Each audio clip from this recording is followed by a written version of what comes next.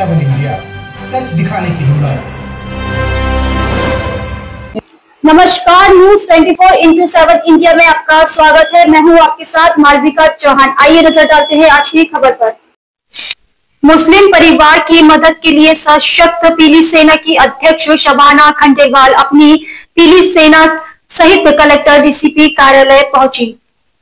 वहीं कुछ दबंगों ठेकेदारों द्वारा पीड़ित सलमा ने मीडिया के आगे बताया, काफी समय से उसके पति की हत्या की कोशिश की गई है, जो कि एक गरीब परिवार से है और ई रिक्शा चलाता था।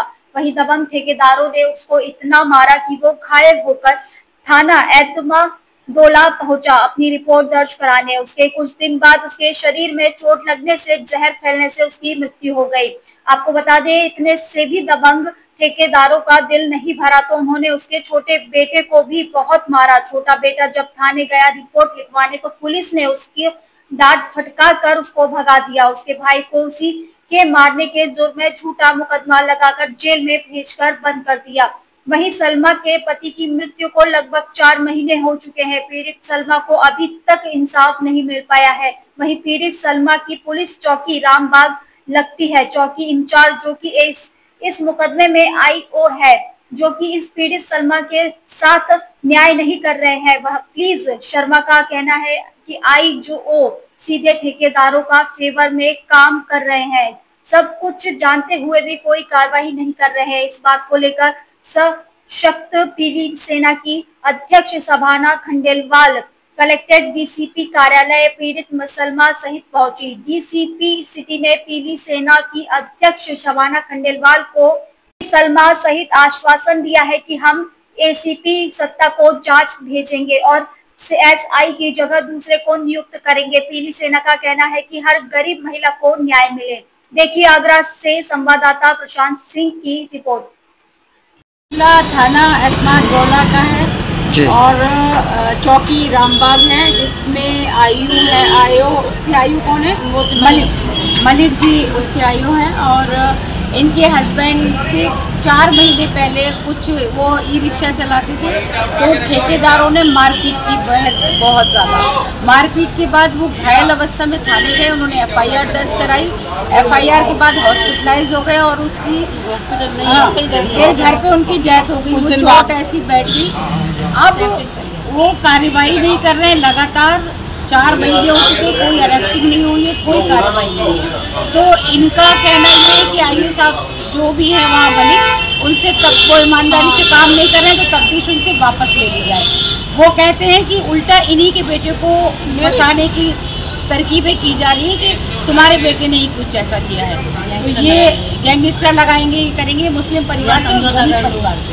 और आप देख सकते हैं कि इनकी हिमायत में आज भी हिंदुस्तान में इंसानियत जिंदा है, मोहब्बत और एकता जिंदा है।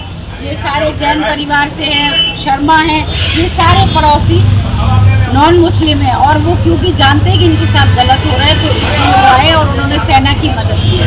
इसलिए मुझे मैं ये कहना चाह रही हूँ, जो मेरे पति के साथ हुआ, मेरे पति बेरहम बेदर्दी से मारे गए रामबाग फिरोजाबाद रोड पुल के नीचे और काफी उनके गंभीर चोटें आई थी। तो मेरे पति उसी चोट में एतमादोला थाने तहरीर देने गई थी, तहरीर दे दी। मेरे पति की मतलब हुई है आराम से बताओ ना।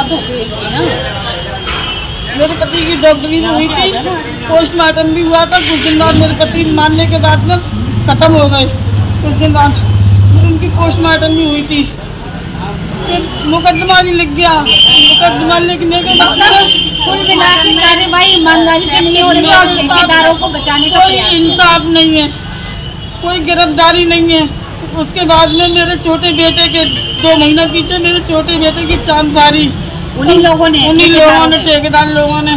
फिर मैं अपने बेटे को लेकर वहाँ पर गई, एतमादोला थाने में गई थी तो मेरे को वहाँ से भगा दिया गया।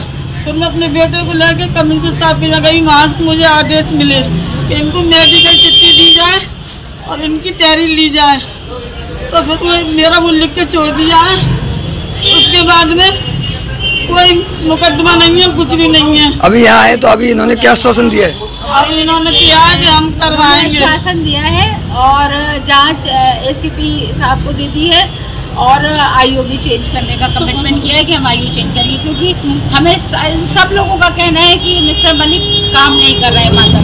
ठेकेदारों को बचाने का प्रयास किया जा रहा है और इनसे कहा जा रहा है कि तुम अपनी हम एफआईआर लगाने जा रहे हैं, तुम्हारे बेटे नहीं मारे।